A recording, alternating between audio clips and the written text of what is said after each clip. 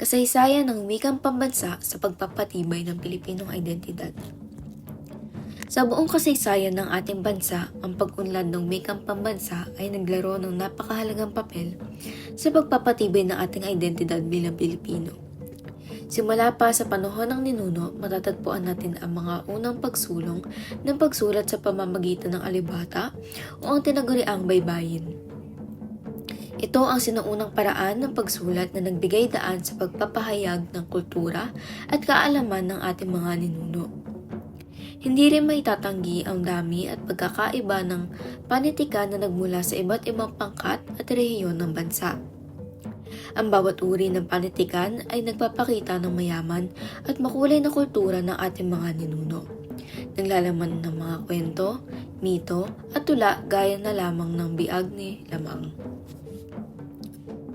Sa pagdating ng mga Kastila, naganap ang isang malaking pagbabago sa ating wika at panitikan.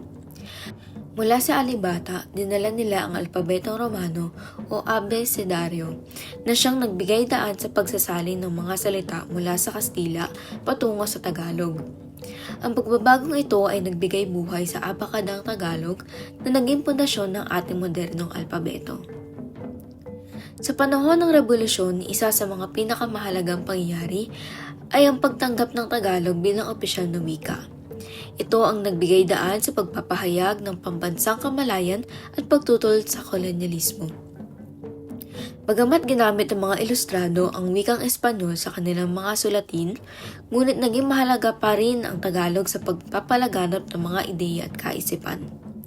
Ang wikang ito ay naging daan upang magkaroon ng mas malalim na pag-unawa sa ating pambansang kultura at pagkakailanlan.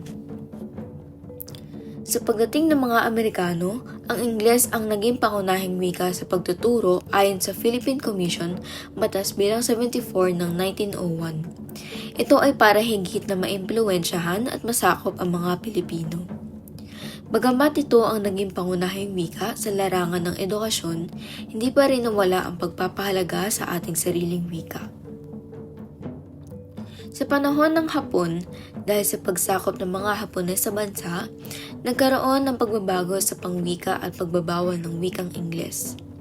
Sa panahong ito, itinaguyod ang paggamit ng wikang Hapon, ngunit nananatiling matibay ang pagpapahalaga sa wikang Tagalog.